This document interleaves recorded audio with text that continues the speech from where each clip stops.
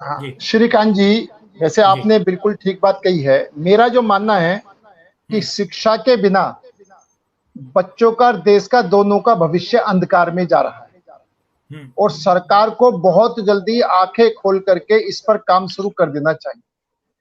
हम्म दूसरा, जो जो लोग कहते हैं कोरोना, हम्म जो बच्चे गली में, मोहल्लों में, साप्ताहिक बाजारों में बिना मास्क के घूम रहे हैं, क्या वहां पर कोरोना का खतरा नहीं है? अगर हम्म वही बच्चे स्कूल में कोरोना का नियम पालन करते हुए स्टडी करेंगे तो उनका हम्म बचपन भी वापिस आएगा, उनकी पढ़ाई भी चालू होगी और वो हम्म निश्चित तौर पर उस जगह से ज्यादा सेफ रहेंगे, बच्चे सेफ रहेंगे। ये बच्चों का, ये सरकार को सोचना चाहिए। हम्म तीसरा, मैं इस सरकार से बात पूछना चाहता हूं, डॉक्टर साहब भी हमारे बीच में मौजूद हैं, कि जब हम्म बच्चे ऑनलाइन पढ़ते हैं तो निश्चित तौर पर उनकी आंखों की रोशनी पर असर पड़ता है और हम्म आंखों की रोशनी पर असर पड़ने के बाद में बच्चे आंखों की बीमारी से त्रस्त हैं। अभी से बच्चे आंखों की बीमारी से त्रस्त होंगे तो भविष्य क्या होगा? सरकार को हम्म इस पर भी बहुत जिम्मेदारी से देखना चाहिए। हम्म दूसरा, जो बच्चे स्कूल नहीं आ रहे हैं उनका ना तो मानसिक विकास हो रहा है, जैसे कि अभी आप ही कह रहे हैं कि 10-15 मिनट के बाद में वो अटेंड नहीं कर पाता, उनका हम्म मानसिक विकास भी नहीं हो रहा है, उनका शारीरिक विकास भी नहीं हो रहा है, दोनों विकास रुक गए हैं। इसलिए हम्म निश्चित तौर पर स्कूलों का खुलना बहुत जरूरी है। और मैं हम्म सरकार से पूछना चाहता हूं, सरकार कोरोना का शोर मचा करके बच्चों हम्म को पढ़ाई से रोकना चाहती है, लेकिन हम्म शराब बिकवाना चाहती है। लाइन में लग करके शराब बिक रही है, वहां पर कोरोना खतरा नहीं है। जहां देश हम्म। का भविष्य बर्बाद हो रहा है, उनको पढ़ाना नहीं चाह रहे, और जहां पर ये लेकिन शराब अनिल पी जी, करके शराब बेचने से सरकार दलील देती है कि उसको एक रेवेन्यू मिलता है। क्या स्कूल रेवेन्यू श्रीकांत, दे पाती हो ना? हाँ श्रीकांत जी, बिल्कुल आपने ठीक कही, क्योंकि हाँ वहां रेवेन्यू मिलता है तो लोगों को शराब पी करके मार दो, और जहां रेवेन्यू नहीं मिलता वहां के बच्चों को पढ़ने मत दो, उनका भविष्य बर्बाद कर दो। सरकारें इसलिए नहीं होती हैं, हम्म सरकारें होती हैं जनता के हित में, बच्चों के हित में फैसला करने के लिए। रेवेन्यू हम्म प्राप्त करने का मतलब ये नहीं है कि लोगों हम्म को मार दो।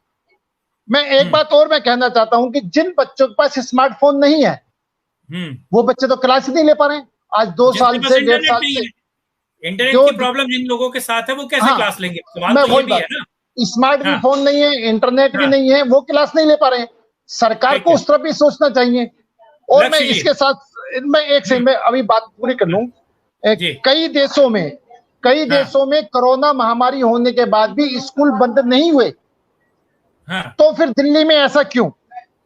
दिल्ली और में ऐसा क्यों भारत, लक्ष्य जी? हाँ इसके पीछे सर, बड़ा कारण आप किसे जी समझते हैं? सर। लक्ष्य जी से जरा पूछता हूँ, बड़ा आप कारण किसे मेरे, जी समझते हैं? यहाँ की व्यवस्था ऐसी है, यहाँ की सरकार ऐसी है, नहीं पे चढ़ रहा है, तो आप समझ सकते हैं। अनिल गोयल श्रीकांत जी बिल्कुल ठीक कह रहे हो, और जी। निश्चित तौर पर बच्चे स्कूल से ही खेल के कूद में भी आगे बढ़ते हैं। बच्चों का शारीरिक विकास भी स्कूल हम्म से ही होता है, मानसिक हम्म। विकास भी स्कूल से ही होता है। और जी। निश्चित तौर पर जो प्रतिस्पर्धा है, यानी हम्म बच्चे आपस में जो प्रतिस्पर्धा करते हैं, वो भी स्कूल से ही होता है। यानी कि हम्म जो सब चीजें जो स्कूल से मिलती है, वो सब हम्म चीज खत्म हो रही है। और आज हम्म हम बेशक ओलंपिक में 55वें स्थान बने हैं, ये स्थिति हम्म। रही तो हम पता नहीं सबसे लास्ट के में हम गोल्ड मेडल जीतेंगे, सबसे लास्ट में आने वाले की। इसलिए हाँ, पीछे सरकारों से को आगे रहेंगे बहुत ना, जल्दी, पीछे से आगे इसलिए रहेंगे। सरकार, हाँ, हाँ, सबसे पीछे से हम गोल्ड मेडल जीतेंगे ना, कि हम कोई भी नहीं जी लिया।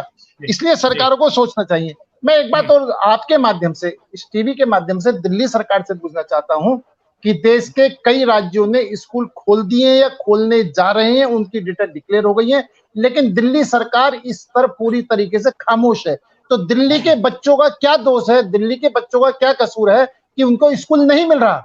और दूसरी बात, ये बात और मैं कहना चाहता हूं कि कोरोना काल के अंदर हम्म सरकारों ने सबको कुछ ना कुछ मदद दी है, हम्म लेकिन स्कूलों से बिजली का बिल, पानी का बिल, हाउस टैक्स, सीवर का बिल, सबका कमर्शियल चार्ज ले रहे हैं, जबकि ये कहते हैं नो प्रॉफिट नो लॉस। हम्म। उसके बावजूद भी स्कूलों को ईडब्ल्यूएस का पैसा नहीं दे रहे हैं।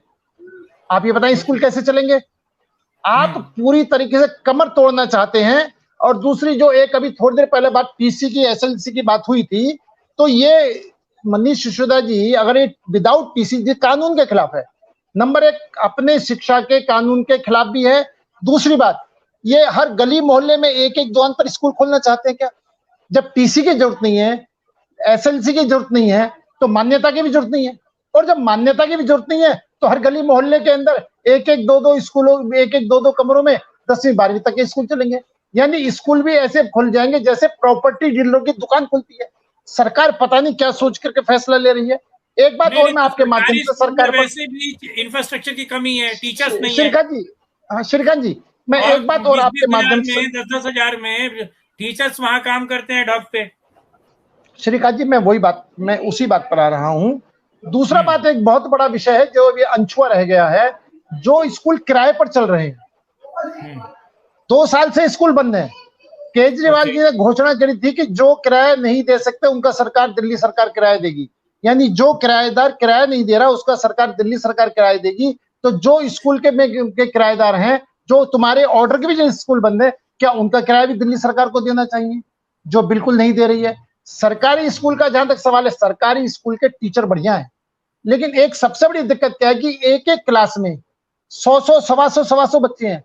और अब तो इन्होंने रजिस्टर में जो बच्चों का रजिस्टर में एंट्री करनी है, और हो सकता है उसकी संख्या 150 तक हो। अब 125-150 बच्चों को कहां बैठा लेंगे? कैसे एक टीचर पढ़ा पाएगा 125-150 बच्चों पर? कैसे ध्यान दे पाएगा? इसलिए शिक्षा का स्तर तो बिल्कुल और पूरी तरीके से गिर चुका है। तो इस बात को भी उनको देखना चाहिए। कई स्कूलों के हालात तो इससे ही बदतर है कि सारे बच्चे आ जाएं तो स्कूल में खड़े नहीं हो सकते, बैठने की बात अलग है। नहीं हो सकते, बिल्कुल बिल्कुल राइट बात है, खड़े नहीं हो सकते पूरे स्कूल। मैं एक बात और कहना चाहता हूँ। ये जो बजट स्कूल है, जो ये गरीब बच्चों को पढ़ा रहे हैं, जो झुग्गी में रहने वाले, अनऑथराइज्ड कॉलोनी में रहने वाले, देहात में रहने वाले, वो सब गरीब बच्चों को 500-600 रुपए की सैलरी की फीस पर बच्चों को पढ़ा रहे हैं। ये सरकार का काम कर रहे हैं, और सरकार को निश्चित तौर पर सरकार से के खर्चे से 10 से 15 गुना कम पैसा लेकर के सरकारी स्कूलों के बच्चों के मुकाबले 10 से 15 गुना ज्यादा अच्छा पढ़ा रहे हैं। लक्ष्य आप अनम्यूट करके फेल कर दी है, उनका कौन बताएगा? हाँ, लक्ष्य जी, श्रीकांत जी, मैं सिर्फ आपके चैनल के माध्यम से दिल्ली सरकार को चैलेंज देता हूं, चैलेंज कि आप 10वीं और 12वीं के बोर्ड का सेंटर, सरकारी स्कूलों के बच्चों का सेंटर प्राइवेट स्कूल में गिरो, और प्राइवेट स्कूलों का सेंटर सरकारी स्कूल में गिरो, तब रिजल्ट पता चले क्या आएगा। अगर 10% भी बच्चे पास हो जाएंगे तो आपको पता चल जाएगा सरकारी स्कूल के बच्चों की शिक्षा की पोल खुल जाएगी, और वो मजबूर हैं कि उतने टीचर नहीं है, उतने कमरे नहीं है, उतनी व्यवस्था नहीं है। मैं जवाब दे दूं लक्ष्य जी, संजय जी ने जो प्रश्न उठाया है, वो निश्चित तौर पर दिल्ली के अंदर भी 2 तरह के स्कूल हैं। जो आपने स्टार्टिंग में कहा, एक तरह के वो स्कूल हैं जिनकी फीस 10,000 15,000 रुपए महीना है।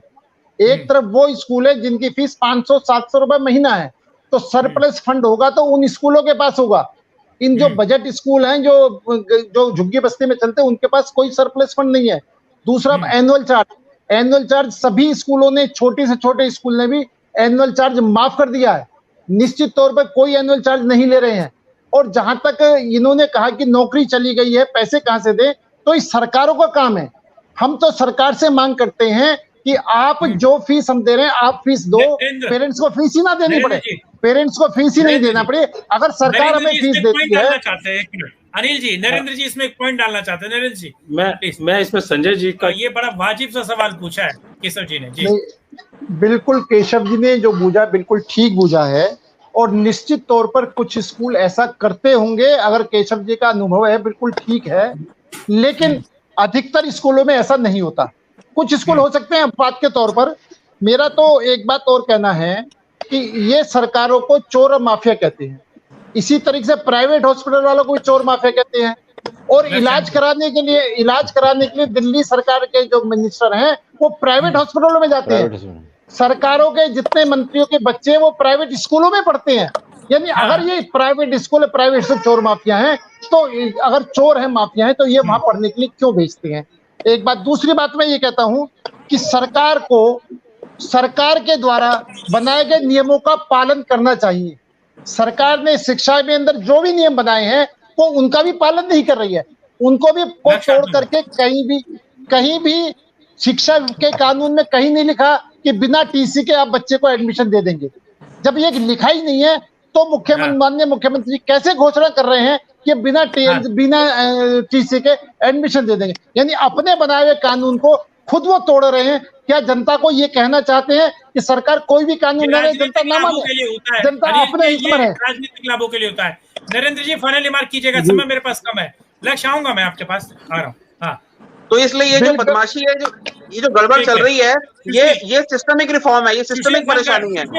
मैं क्लोजिंग रिमार्क आपसे चाहूंगा। बिल गलत तरीके से लेकर आए थे लक्ष्य जी, आम आदमी पार्टी बिल गलत तरीके से लेकर आई थी। ठीक है, आम आदमी पार्टी बिल गलत तरीके नजर आ रहे हैं। आप सभी लोगों का बहुत धन्यवाद साथ जुड़ने के लिए सत्यपरक भारत के इस प्रोग्राम में। जय हिंद, जय हिंद।